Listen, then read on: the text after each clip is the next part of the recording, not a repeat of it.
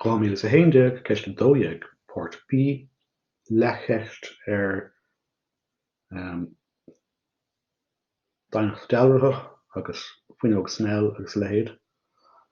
Dus bí cuairmach nar bhíú fechan ar ceiste mar seo go minic ní échan líine ar an ceiste gart agus tusníú leis an léráid agus just lean siad raig go minic bíon ceist thuas an seo. Right? Tuaire. So, luig lithe ahraíonnta an tulis. Tá hádlí i gceist an seo. Ibre héan tá an ga ansathe. An ga ahraíonnta. Agus an normal an blána céanna. Bhuaile mar le rud annach asú lei seo nar bhí mar caint faoi fricha. An dairdlí atá ann ná go bhfuil sin I rointe ar sin R chorm le. Now, dáscríomh fá N bheitfá gheart, Joofá na marcanna, ach chuna bheith go thomlan crin faoi. Tá sin R rointe ar sin N chorm le taristeach. We just happen to call it N in the show. So sin an cé port an ceist an sé mark déanta tá lampa lonathe go lárnach ag bun linn snáb a bhór 1.8 méadar ar dainacht. Tairn gáil é ráid chun spáint cáthart a nálríonn an lampa a bheith mar a ectar do bhreathnóir é agus é ina seasamh ar imil na linne. So, tairn óid an linn snába ní gá, like, it's not a work of art. Ná cá annach chuid ama ar seo. Cuirtha méid dromcha an uisce an seo, agus cuirtha méid an bhreathnóir ag seasamh ar an taobh. Sin an lampa, suite híos ag an bun sa lár. Cad a tharlaíonn donna gcathanna solas seo nuair a hagann siad suas, agus búlann siad dromcha an uisce ahraíonn an sé, agus tin sé isteach de thuail. Ach do incin, being do incin and only human, glachan sé leis go daisilíonn solas illínta díreach, and so an rud a cheapan de súil ná go bhfuil an lampa actually thuas an seo. Now, you'd have to be cuairmach, it should technically be díreachos cion, right? In a lína mar sin. But ceapan sé go bhfuil sé níos éadaine ná mar atá sé.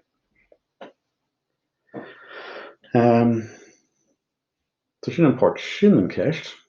That's a gath le rád ní gá inward casta íana bhean. Is títhe nuair a chastar an lampa ar siúl, feictar disca solas ag dromchla na linne snába.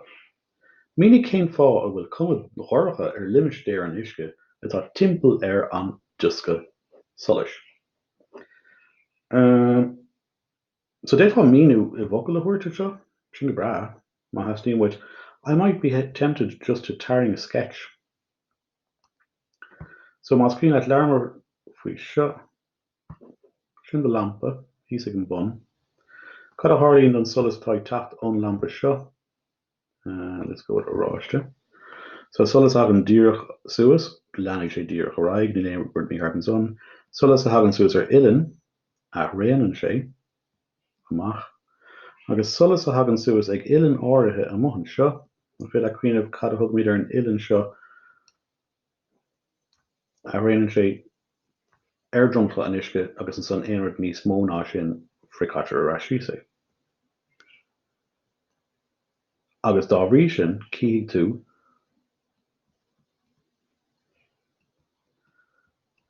sin an cad a thugann siidir? Disca solas.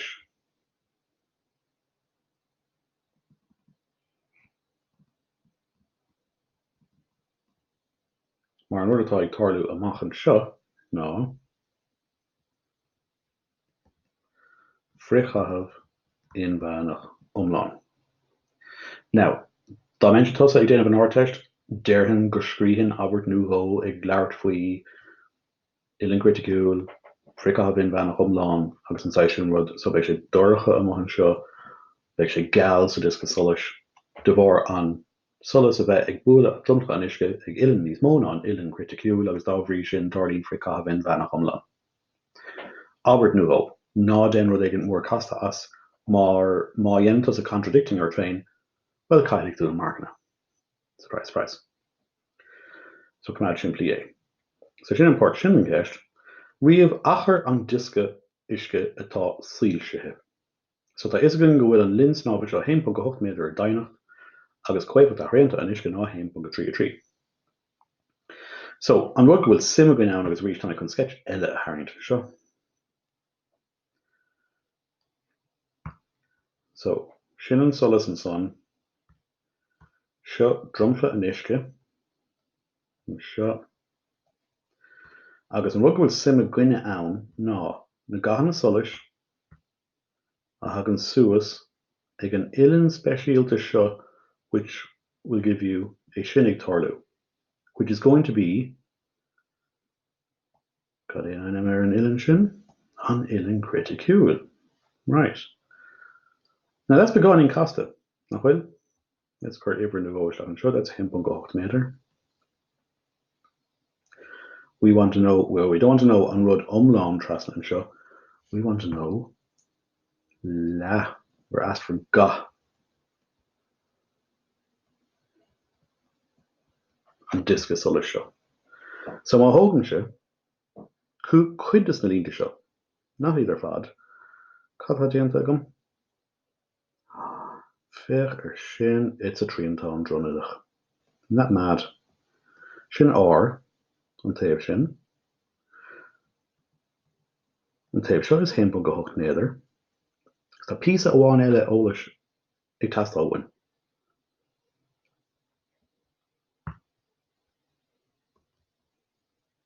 We need some ilan. Now an ilan atá win is this ilan and seo. Right, that's an ilan criticúil because that's an ilan and seo. A thuirigh ilan athraíonta of nócha céim doin. Cá with an ilan sin sa tríantán, tá sin seo. Now an bhfuil an ilan sin a gcuin níl. An féidir é oibre amach is féidir, mar tá is a gcuin go bhfuil n corm le haon haar sin c, tá n arólas a gcuin. And so an rug ar féidirn déanamh ná C a oibre amach. Now má chuir muid na inverse sign so it's 1.33, wasn't it? Coibh athraíonta in isce is 1.33. Tuairigh sé sin ilan criticúil dúin of 8.7 céim. Now, tá an ilan sin arólas fin C, tá now mas cuioine at the vata, right? Seo 8.7 céim. Sin an taobh orcórach agus seo an taobh cóngrach. Seo an taobh agam. Tá an cóngrach arólas agam 1.8 méadar. Tá an taobh orcórach á lura goin, that'll be ga an disca, agus tá an ilan seo arólas. So an gael idir cóngrach agus orcórach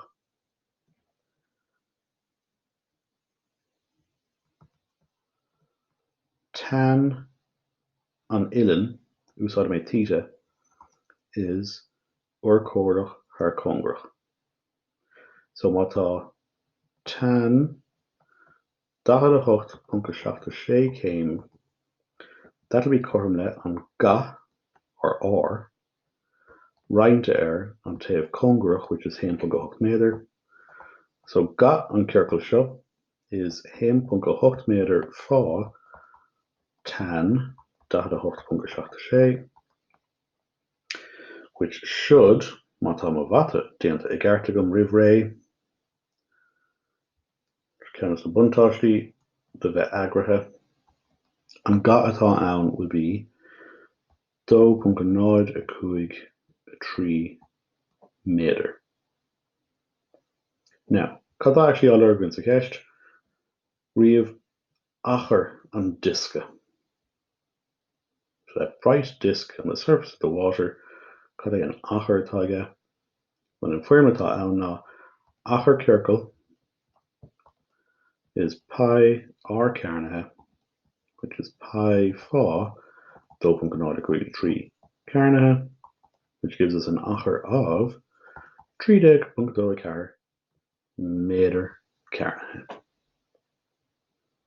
Now, bhíon ceist sin begáin fada, I think it was mostly just the word mishe, kaint in term of fad. Let's fecha an topic here na markana. Tlithe an athraíonta 3 mark agus 3 mark má bhfuirt regartiad. No problem there. An léiráid seo ag dispáint conas a chorthítear ar cá bhecinn tú an íomhá don yoki an lampa.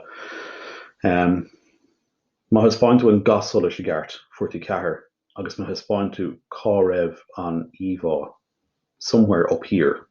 Ní gá bheith annach rin faoi, it was another 3. Is the ihin or hospital lampa true vector and disca came fá and becking to disca and gapardella is durcha. Essentially, you could carry a léiróid arúnach, and any kind of a léiróid would have gotten you the 3 mark. It was only 3 mark. If you'd mentioned Domach Fai Scríomhhui and you mentioned Fricka Vinban of Humlan, that would have been your 3 mark. That's fine. Agus an son an port mata, má scríomh tú an firmle. Scríomh an firmle, 3 mark. Má bhúir tú luach the Gordon Illen Criticule, 3 mark. Má bhúir tú ga an circle, sin an 3 mark eile, agus an 3 mark dernach obviously is going to be done ábhar umlá ag an deire. Gánaí níos dacra, but doable.